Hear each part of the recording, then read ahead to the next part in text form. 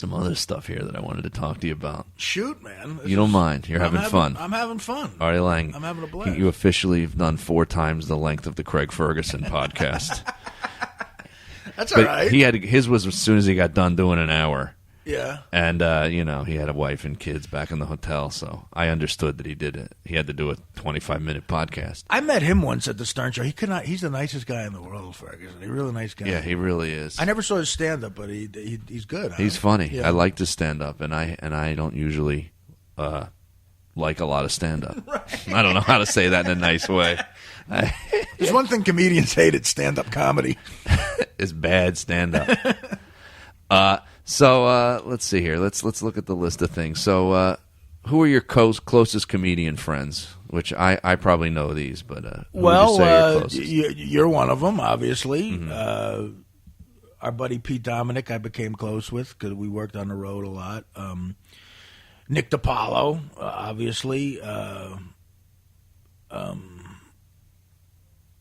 Dave Attell. You want me to tell you some of them? Dave Attell I've become close with. Maybe there might be some guys that I forget. There's the Reverend Bob Levy, the Rev. Have you heard from Bob Levy? I've talked to him. Yeah, how's he doing? He's doing all right. He's doing good. He's doing radio in Albany. Is he really? Yeah. He moved? Yeah. He moved. He moved. Wow. He left his wife and kid? No, they moved together. They're still divorced. They live together. And no. He's with a different wife. Oh, so his kid is down in South Jersey. You might want to do a podcast with Bob because it's very interesting. It's got to be. It is, yeah. It's probably crazy. Yeah, it's crazy. It's crazy. Let's just leave it at it's crazy. But because my question to you is, I know through the past year and a half there was like all the guys I went to Afghanistan with a group of guys, Jimmy Florentine and Nick DiPaolo and Attell, and those are all guys that I really like.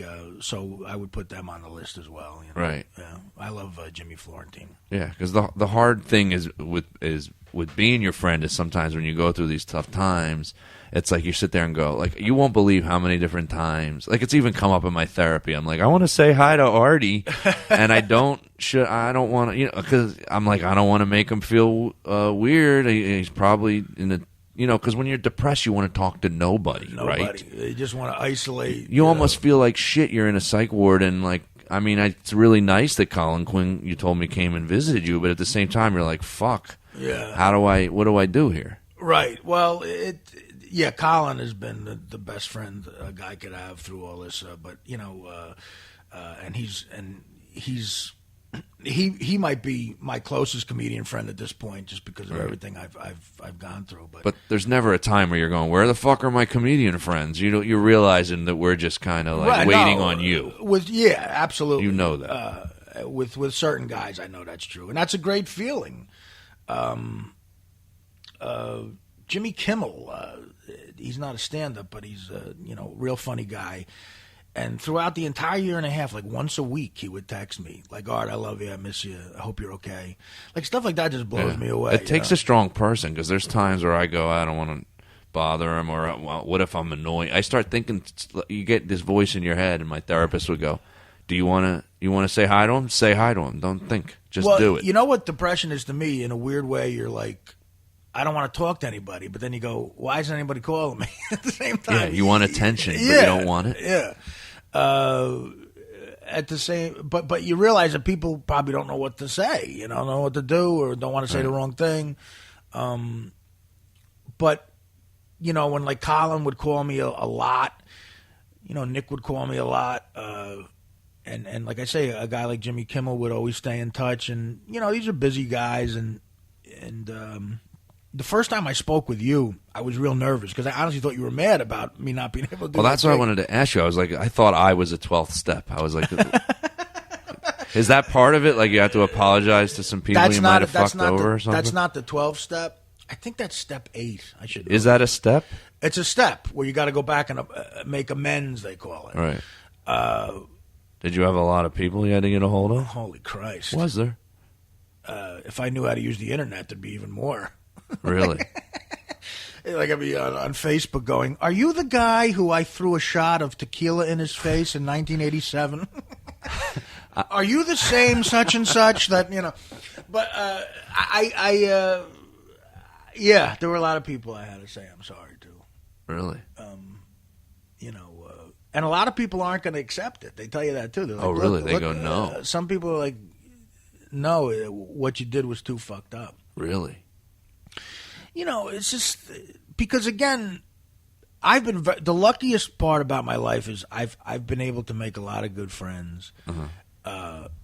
And I still talk to a dozen guys I went to high school with who I'm still really close friends with. And then there's my professional life where I've met guys like you and other people who I've become close with. And they really care about you. Right. And you don't realize. You don't even know. You don't even know. Like you go, God, this person really cares about me. And something I did to hurt myself hurts them to a point where they don't want to go through that anymore. Yeah, because you don't have a kid.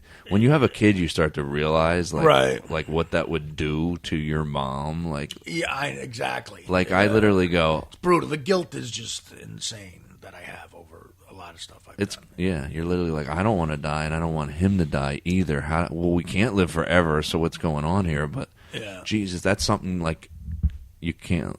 Once you have a kid, you go, if my kid dies, I can't recover from this. Right. Like, I don't. Every single day, I'm gonna be fucking shitty. Right. I don't have a kid. There is some blood work still out on a Filipino kid in Vegas, but he's 11 and kind of chubby. Do you want to have kids? Yeah, I would love to. But at the same time, at this point, I got to make sure I'm okay for a long time. Right. I don't mean now. Like, got a girl in the other room.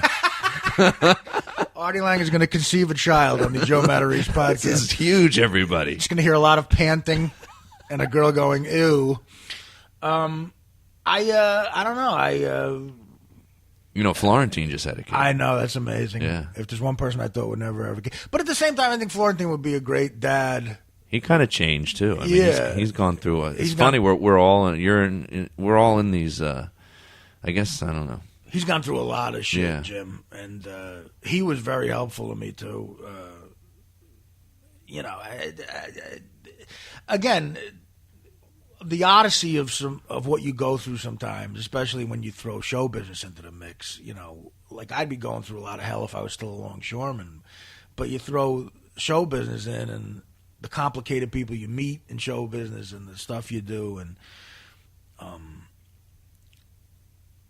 the problems you see other people having can freak you out and it can help you too. And a lot of people, like I say, everybody goes through their own shit, but it seems comedians go through extra shit. I don't know. It's like they really seem fucked up. We exaggerate. Yeah. That's half the reason, my wife wants me to take an antidepressant because she's like, that's not normal what you're doing. Like, I understand that having a kid is hard and whatever, but it's not normal to just wake up and kind of be in a sad mood. Yeah.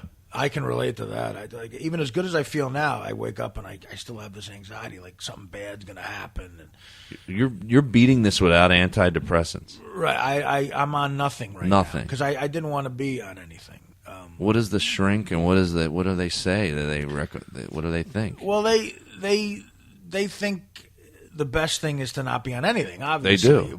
But for some people, they need it. Yeah, So they're like, we're okay with this, but if you see yourself slipping, you got to let us know because you gotta go on medication. But you see these medications on TV now, the side effects are just absolutely. I mean, I know they have They have to list every. My whole one-man show you would actually like. Yeah, because I do a lot of. There's a lot of pictures and dark stories and all the side effects and all the medications, Right. There's stuff out there that gives you diarrhea and constipation. Like, it gives you both. How the hell does that work? I got to shit, but I can't. That's hilarious. That's literally... And then, there's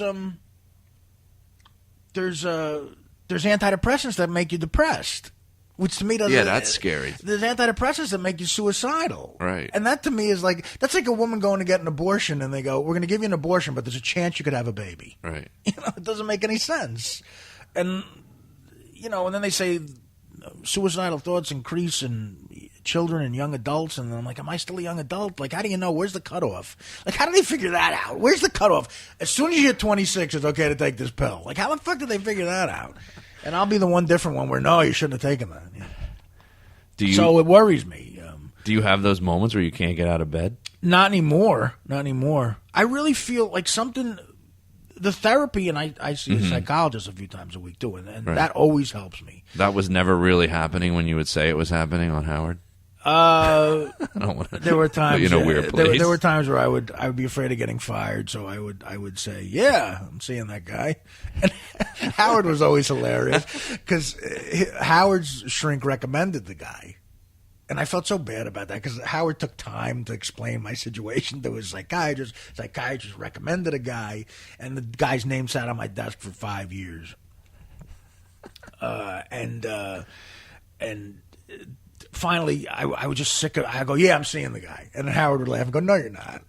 I go, yeah, I am. He goes, well, what's the guy look like? Because I'll find out what he looks like. And I had never met the guy before, so I'm trying to think of like a stereotypical psychiatrist. I'm going, oh, you know, he's got white hair. A little bit of a gut. I don't know. He looks smart. Looks like he might have went to Columbia or something.